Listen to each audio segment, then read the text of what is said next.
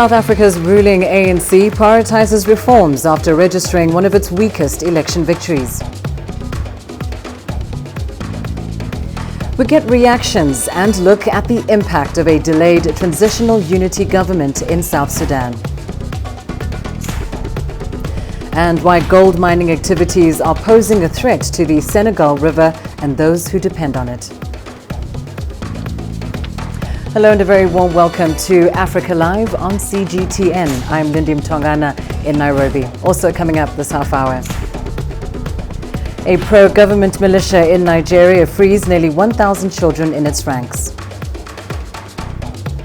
And in sport, Manchester City are the EPL champions again, crushing Liverpool's title dream with a win against Brighton. We start the program with some distressing news coming out of Burkina Faso. Unidentified gunmen have killed a priest and 5 worshippers in a raid on a church in Dablo, a village in the northern San Matenga province. Officials say the attack took place in a Catholic church on Sunday morning. Witnesses say the gunmen arrived as services began and opened fire on worshippers. A similar attack on a Protestant church took place last month and left a priest and 4 worshippers dead. It's not yet known who's behind this spate of attacks. Dablo is historically known for religious tolerance, and these attacks are seen as a wider move by jihadist groups to destabilize the Sahel region. Let's go to South Africa now. The ruling African National Congress has formally been declared the winner of last week's national elections. But the ruling party returns to power with a reduced majority. The ANC now has 230 seats in the National Assembly after taking 57.5% of the votes. Now, 65% of the population turned out to cast their ballots for the poll. And analysts say a struggling economy and corruption have eroded the ANC's popularity. For the 6th time in 26th year in a row, the majority party in the National Assembly of South Africa will be the African National Congress with 230 seats.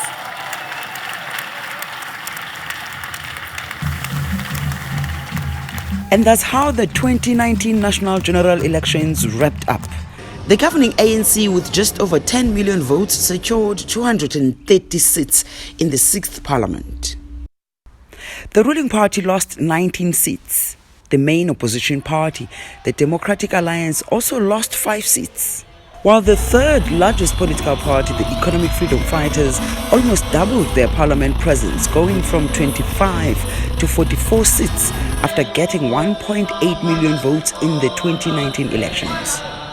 Millions of South Africans braved the weather and traveled distances to go to their respective voting stations to cast their votes on May 8. Despite the challenges, which included a widely reported issue of some people being suspected of voting twice, the Electoral Commission is satisfied with the process and outcome.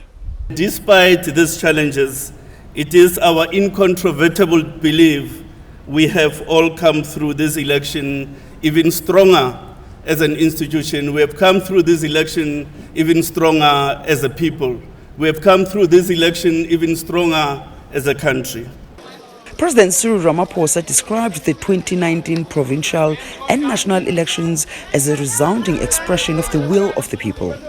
Having observed millions of our people across the length and the breadth of our country, casting their votes patiently, enthusiastically and peacefully 3 days ago, we now have a greater appreciation of what President Nelson Mandela meant during his inauguration on the 10th of May 1994, when he said, open quotes, "Let freedom reign. The sun shall never set on so glorious a human achievement," close quotes. This election confirms that freedom and democracy does indeed reign in South Africa. Ramaphosa also thanked political parties for their conduct during the election.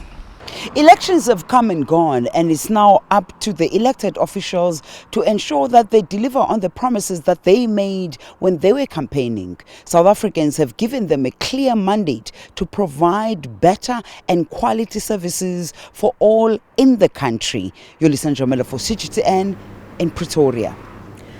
Now, a little earlier, we spoke to political analyst Mohammed Noor Nordin in South Africa to get his views on the outcome of the national elections and in particular the ruling ANC's performance.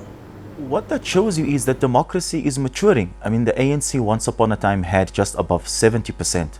And if you look over a 25-year period, going from over 70% to just under 60%, I don't think there's anything alarming or anything shocking in there. I think it is just a natural progression of political parties. And of a fledgling democracy, as people have more choices, as different political ideas are infused into society, and as different political ideologies grow. That's exactly what we saw happening here. The Democratic Alliance was a party that started out with around 1.5–2% about 20 years ago in the late 90s, and they hit 22% in the last election. And today they're 20%. So it shows, that South African citizens are using the options to choose, to accept you, to reject you. The ANC does not have a complete monopoly on power. Their power is diminishing bit by bit, and they are accepting it.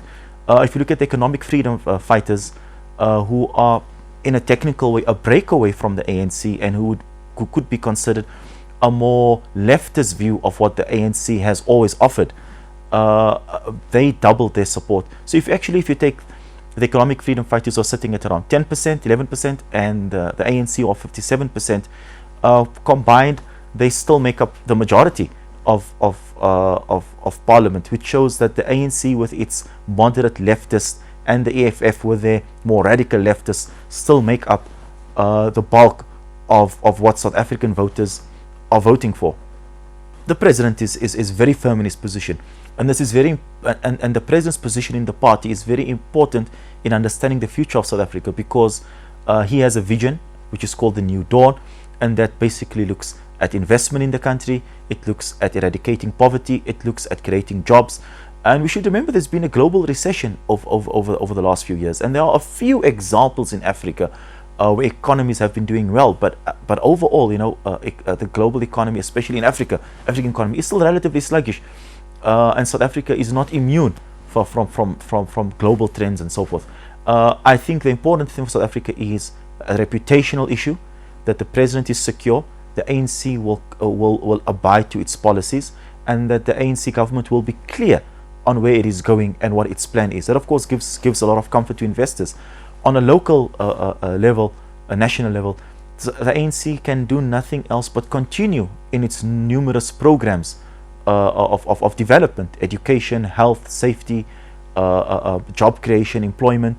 That is what the ANC will be accountable for. And I think they cannot be lackadaisical as they were in the last 6 or 7 years. Them reaching 57% makes it very, very it would be very risky for them to continue the trend of maladministration, corruption, and nepotism and incompetency. That would be disastrous, and I'm certain that President Ramaphosa will definitely tackle all of these issues. Let's go to South Sudan now. Today was to be the deadline for the country's two warring parties to form a unity government. However, because they were unable to reach a compromise, they recently agreed to extend that deadline by at least 6 months. The country's president, Salva Kiir, said the government had been unable to disarm, train and integrate various forces inside the country. Analysts say the peace deal they signed last September to end a 5-year civil war has largely held, but around 400,000 people are thought to have died in the conflict. The wait for formation of a new government in South Sudan continues. The more than 2 million South Sudanese refugees who are in the other East African countries due to war in their country are still unable to return home. South Sudan's security situation remains unpredictable. A unity government comprising all political groups previously scheduled to be formed this month is now postponed until November this year. We are extending so that you don't lose more lives. We are extending so that we avoid going back to war. We are extending because we want to ensure that the security arrangements are completed and everything is set in place so that we avoid the issue of the two armies. Residents of South Sudan's capital, Juba, have been expressing their views on the delay in forming a new government. On the violence, the corruption, whatever the government is doing, still on. There's no difference. Actually, if these 6 months is not added, some of these things could have come and stopped. But now, on these 6 months things, which means we are going to have still more killing, the security kind of thing. People are not safe. Let the government make sure that the security is arranged well, and two, let all the army be under one command. So there will be respect because the command will come from one person.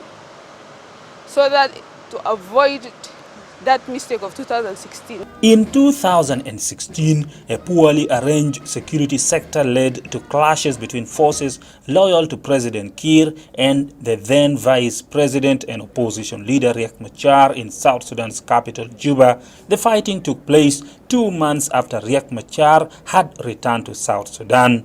Everyone here is concerned about security situation in the country, but how it should be handled is where people differ. The East African regional body, IGAD, is urging the South Sudanese people to continue having hope while it works to bring peace back to the country. Patrick Oyet, CGTN, Juba, South Sudan. Let's take a quick break. Here's what's still ahead on the program. Pro-government militia in Nigeria free 1,000 children in its ranks. And why gold mining activities are posing a threat to the Senegal River as well as many livelihoods. For lucrative economic data out of the country, the country's foreign currency reserves. With a dedicated and diverse team of anchors, CGTN now brings Africa to the palm of your hand. I'm Penina Karibe in the heart of Nairobi, which is bustling. From everyday heroes to the continent's most powerful figures, we bring their voices to you. We haven't changed. And this is something most of us are very excited about. We bring you news that's changing perspectives. I'm reporting from Nairobi City Center. News that brings Africa to the world.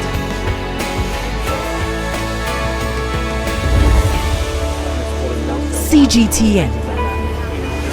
See the difference.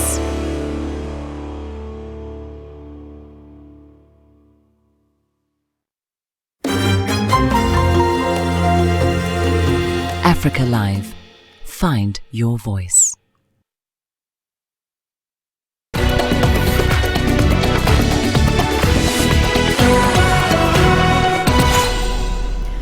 We start in Nigeria now, where 900 children held by a pro-government militia in Nigeria have been freed. Among them, more than 100 girls. They're part of the Civilian Joint Task Force, or the CJTF, which has been battling the extremist group Boko Haram. It's not clear how many children the group is still holding. Deji Badmus has more. Weeks or perhaps months ago, some of these children and young people were on the front line fighting Boko Haram. They were recruits of the self-styled Civilian Joint Task Force, a militia group allied to the Nigerian military in the fight against the Boko Haram insurgency in the northeast of the country. 894 of them are being formally released at this ceremony, in line with an agreement with UNICEF for the militia group to release all the child soldiers it has within its ranks. I wanted to start by congratulating the leadership of the Civilian Joint Task Force for their commitment, their continued effort to protect the right of children by the separation of 894 children from its rank today. Following from this ceremony, they would undergo a reintegration program where some would be enrolled in schools and others who wish to learn any kind of trade would be put through a special skill acquisition program. While people are generally happy over the release of the child soldiers, The fact that some of them are as young as 11 has come as a shock to many. I'm sad to hear this, that so in prosecuting this war, we're even abusing the rights of children. Because the effect is that at the end of the day, in trying to solve a problem, we are creating another problem that could even be bigger than the problem we intended to solve. So for me, I'm not too pleased to hear this news that, some children were recruited to fight Boko Haram. I'm happy that the right thing has been done. I only hope that the Nigerian government will do the needful in addressing the psychological and the psychiatric treatment of those young boys and girls, such that tomorrow they will not become a menace to the society. More child soldiers are still being expected to be released at a later date, but this is surely going to spark a debate, especially among child rights advocates in the country who have been very critical of the government for allowing the militia group to recruit child and young people into their fold in the first place. Deji Badmos, CGTN, Lagos, Nigeria. Egyptian President Abdel Fattah el-Sisi has met with Libya's Khalifa Haftar, saluting Haftar's efforts to combat terrorism and extremist militias in his country. The meeting between the two, which is the second in about a month, comes during Haftar's Libyan National Army's offensive to take the Libyan capital Tripoli in a fight against the internationally recognized government headed by Prime Minister Fayez al-Sarraj. Here's CGTN's Adel Al-Makhroui with more. While the head of the UN-backed Libyan government, Fayez al-Sarraj, was looking for European support, his eastern rival, Khalifa Haftar, headed to Cairo for a 3-day visit. The only meeting announced during his stay was a debrief and discussions with President Abdel Fattah el-Sisi and the head of the Egyptian Intelligence Bureau, Abbas Kamel. Egypt has never stopped supporting General Khalifa Haftar, not only politically, but militarily as well. There have been previous airstrikes that Egypt launched to counter terrorist groups in Libya. This has been in coordination with the Eastern government. It is possible that Egypt and its regional allies who are fighting terrorism may engage in Libya. El-Sisi has underscored his support to Haftar's campaign to eradicate all terrorist groups and militias. Cairo believes the Libyan Eastern Bloc is more capable of maintaining stability in Libya and security over its border. It's the second meeting in 1 month since Haftar launched his offensive against the Western government and Islamist militias supporting it in Tripoli. Khalifa Haftar is seeking more support from Cairo and Gulf allies Saudi Arabia and UAE. These regional powers have been heavily invested to counter militias, Islamist and terrorist groups. El-Sisi is also trying to lift the UN arms embargo over Libya to give more military support to the LNA forces. Adel Al-Makhroui, CGTN, Cairo. The Senegal River, which flows across 4 countries in West Africa, is being heavily threatened by artisanal gold mining. The intergovernmental organization responsible for the river and its development is concerned about the consequences of the mining activity on the quality of the water, the flow of the river, and the destruction of the riverbed.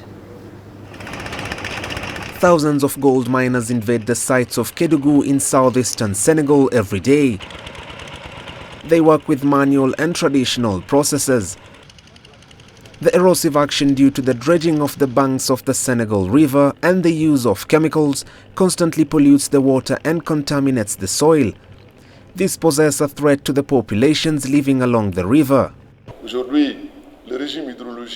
Today, the hydrological regime of the river has changed greatly because of the discharge of all kinds. The neighboring populations cannot even drink this water, and it is frustrating to live close to such a large river and know that it can no longer be used overnight, neither for drinking nor for market gardening. Most gold miners come from Guinea, Senegal, Mali, Burkina Faso, Ghana, Gambia, Cote d'Ivoire and Niger. To wash the minerals we mine, we pump water from the river that separates our 2 borders. Once we have washed and extracted the gold it contains, we dump the tailings and the dirty water into the riverbed. We have no other space to store this waste. Pressure is mounting to find quick solutions to the rising levels of pollution. To combat the use of chemicals, Border controls need to be strengthened. Pollution takes place on both the Malian side of the border and the Senegalese side. The hardest thing in the fight against this problem is the lack of coordination of our two forces of repression.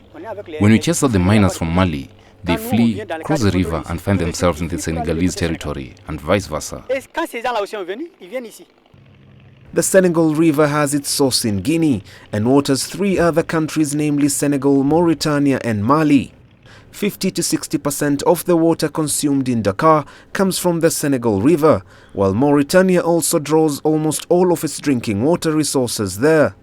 Mohamed Abubakar, CGTN. And here's what's coming up in your sports news up next. Manchester City are the EPL champions once again, crushing Liverpool's league title dreams with a win against Brighton. Africa, where champions are made, records are broken, legends are born. We're there for every goal, for every knockout, for every step of the way. Match Point, only on CGTN.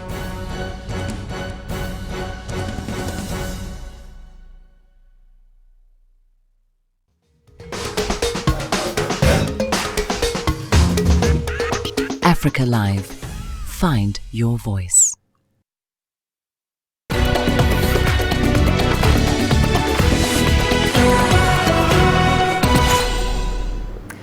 Football news, and we begin in England, where Manchester City has retained the Premier League title after beating Brighton 4-1 at the Amex Stadium on Sunday. Goals from Sergio Aguero, Aymeric Laporte, Riyad Mahrez and Ilkay Gundogan brought the citizens back from a goal down after Glenn Murray had headed the hosts into the lead in the 27th minute. The result meant City finished 1 point ahead of second-placed Liverpool, who won 2-0 against Wolverhampton Wanderers at Anfield. Liverpool will now turn their attention to the UEFA Champions League final against Tottenham, while City prepare to face Watford in the FA Cup final at Wembley Stadium next Saturday. Victory would mean the citizens achieve a historic domestic treble. Well, following the conclusion of the English Premier League season today, the league's Golden Boot will be shared among 3 players, all coming from Africa. Egypt's Mohamed Salah, Senegal's Sadio Mane and Gabon's Pierre-Emerick Aubameyang have all tied as the league's top scorers with 22 goals each. Sadio Mane's double for Liverpool against Wolves and Aubameyang's 2 goals for Arsenal against Burnley on the last day meant the two caught up with Mohamed Salah, who was already at the top of the scorers chart. Now, world-renowned and pioneer sports lawyer Professor Juan de Dios Perez visited Kenya this week to share his experience and knowledge on the legal aspects of sports. Professor Perez has represented some of the biggest clubs and names in football, including Zinedine Zidane's move from Juventus to Real Madrid in 2001 and Neymar's move from Barcelona to PSG in 2017. The aim of his visit has been to empower sports stakeholders in the area of sports law, ranging from athlete representation, fair play and doping. I mean, Africa is a leading sport continent, and all in every sport must follow the law, must follow the regulations. We have seen now with the case of Semenya, there were other cases like the 74 people who died in Port Said several years ago. I was the lawyer of that club, Al-Masri. We won the case thanks to the law, thanks to the knowledge of the law. This is very important in the sense that, you know, we always talk about we want to improve the level of sports, we want to commercialize sports, we want to develop sports, but you cannot have any business anywhere, whether it's education or anything, without the legal aspect, understanding the legal aspect of sports. So this was why it was very important for me. Over 100 cyclists, 20 coaches and 25 referees from Nigeria, Ghana and Benin are camped in Nigeria's capital for intensive training ahead of the maiden West African Track Cycling Championship scheduled for July. Now, track cycling is relatively new in West Africa, and the training session in a newly constructed arena is expected to provide cyclists with some practical experience. Kelechi Mekalam has that report. Cyclists from the West African region taking their first-time ride on this professional racetrack. They will be camped here for the next 2 weeks, honing their skills on how to compete on a professional racetrack. They'll then return to their home countries to continue to further build endurance ahead of July's West African Championship. And that tournament, to be hosted in this same arena, would be the first of its kind in the region. Track cycling is not a popular sport in West Africa, but some isolated successes in international contests is clearly inspiring interests now. We have a great chance because for the first time our ladies used the track for at least 2 weeks. They went out there and they won 7 medals in the just concluded track championship in South Africa. So you can see we have a great opportunity. When the men do our own, it's gonna be a very great opportunity for other cyclists and the track itself. In August, we have the Junior World Championship, Nigeria qualified. So we are sending 6 athletes to Germany, but junior, 3 male, 3 female. Being new in Nigeria, cyclists still face major challenges, including inadequate funding and difficulty in getting professional racing bikes. We need more equipment and more exposure for us to perform very well on the track. And by the grace of God, we're going to try our best on the track. The Maiden Africa Cup is scheduled for July the 26th to the 28th, 2019 in Abuja. But it wouldn't stop here. Many would be selected for other international engagements in the various categories. Most of the cyclists are looking to leverage on their success in the competition to qualify for continental and global championships. Kelechi Amekalam, CGTN Abuja, Nigeria. And in motorsport,